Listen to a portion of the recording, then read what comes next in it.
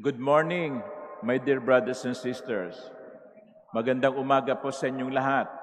At magandang umaga din po sa mga sumusubaybay sa atin online. Mga ginigili kong kapatid, isa sa mga madalas nating gawin sa buhay ay maghintay.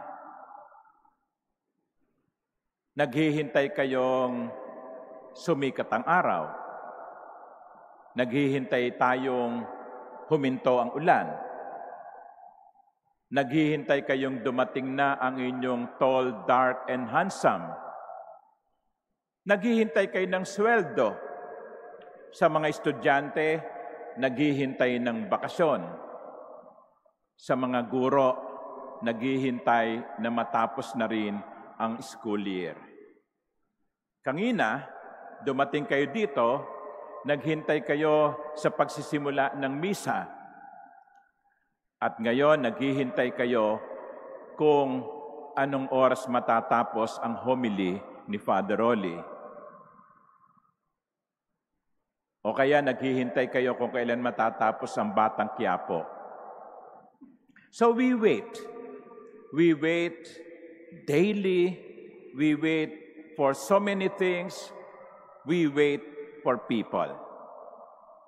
Our gospel today speaks about waiting. Gird your loins and light your lamps and be like servants who await their master's return from a wedding. Alilang naghihintay sa pagbabalik ng kanyang Panginoon. I have two questions for you this morning.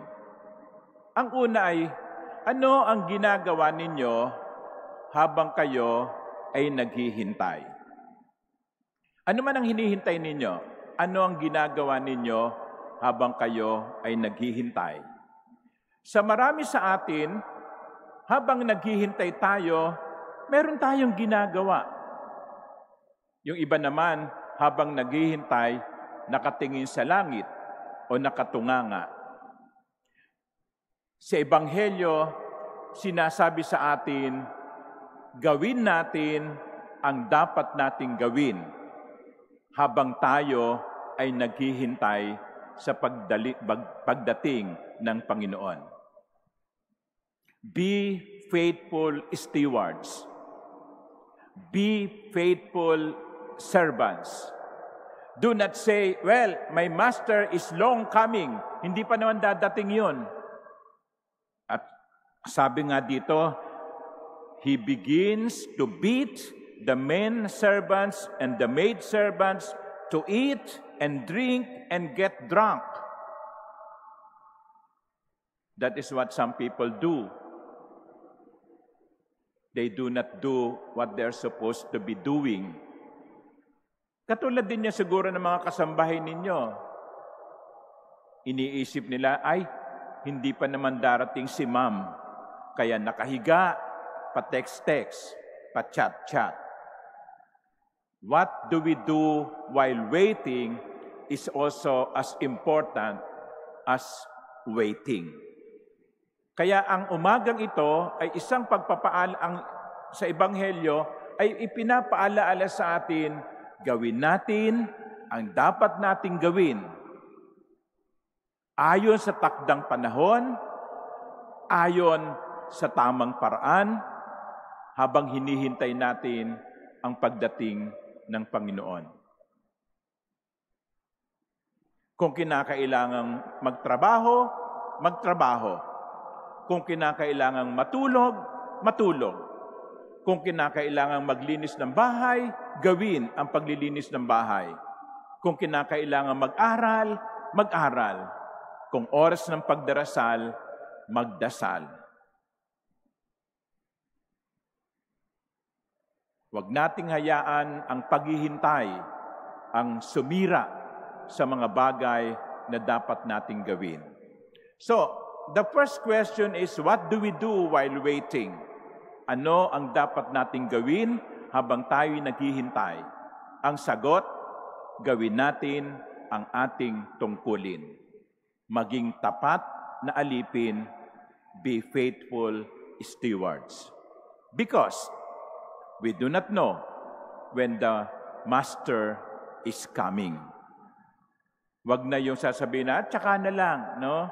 Bukas na lang, no? Tsaka na lang ako magpapakabait. Matagal pa naman. Hindi mo alam. Hindi natin alam. Baka mamaya, dumating ang Panginoon. Magkakaraming tayo? Do what is expected of us while we are waiting. The second question is this: what if what we are waiting for does not come?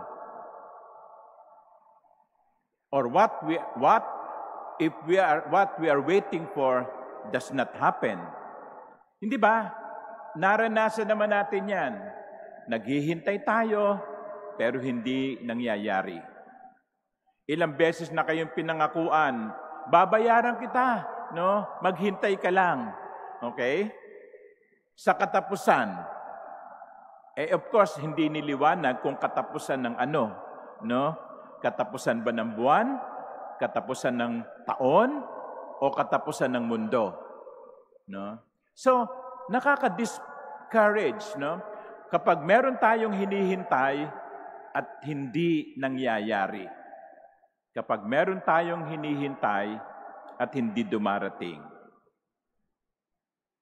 Pero alam nyo, sa ebanghelyo natin ngayon, at maging sa ikalawang pagbasa, sinasabi sa atin, kung hihintayin natin ang katuparan ng pangako ng Diyos, ito ay hindi tayo bibiguin. There is nothing that will bring us more hope and joy than the promise of God being fulfilled. At yan ay pinakita sa atin ng ikalawang pagbasa sa halimbawa ni Abraham at ni Sarah. Pinangakuan sila ng Diyos. Magiging magulang sila. Pero hindi agad-agad nangyari ito. Pero hindi sila nawalan ng pagtitiwala. Patuloy silang naghintay. Alam nyo, mga ginigili kong kapatid, sa totoo lang, sa mga nangyayari sa atin, dito sa ating bansa at sa mundo, ang dali-daling mahulog sa discouragement. Ang dali-daling mawalan ng pag-asa. Ang dali-daling panghinaan ng loob. Kasi nakikita natin, parang yung mga makasalanan, yung mga tiwali, yung mga magnanakaw, parang sila pa ang pinagpapala. At tinatanong natin, nasaan ang Diyos sa lahat ng ito?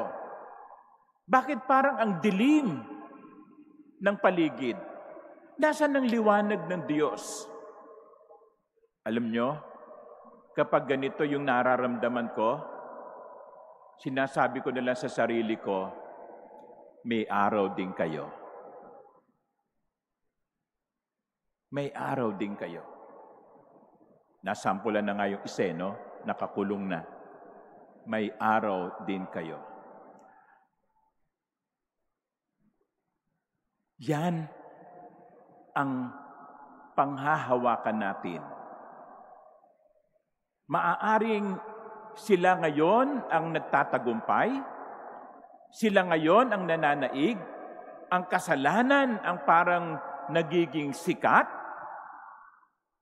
pero darating ang panahon, ang kabutihan ng Diyos ang magwawagi. Alam natin, sa kadiliman ng gabi, susunod ang pagsikat ng araw.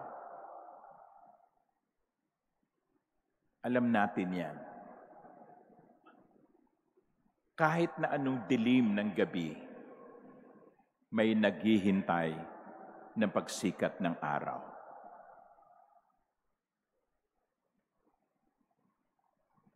Kahit na anong sungit ng panahon, kahit na anong lakas ng bagyo, alam natin, gaganda din ang panahon. And that is what we hold on. That is what we believe. That is what we hope for. Anong ating hinihintay? Yung kapwa natin pwede tayong biguin. Pero ang pangako ng Diyos, hindi kailanman mapapako. So, mga ginigilo kong kapatid, nawa itong pagdiriwang natin ng banal na misa, ang pagtanggap ninyo ng banal na komunyon mamaya, ang pagdarasal ninyo, nawa ay magpalakas sa inyo ng loob upang wag masiraan ng loob, wag sumuko at sabihin, may araw din ang lahat. Ang katuparan ng pangako ng Diyos ay magaganap. Maaaring magtagal, pero ito'y mangyayari. Amen.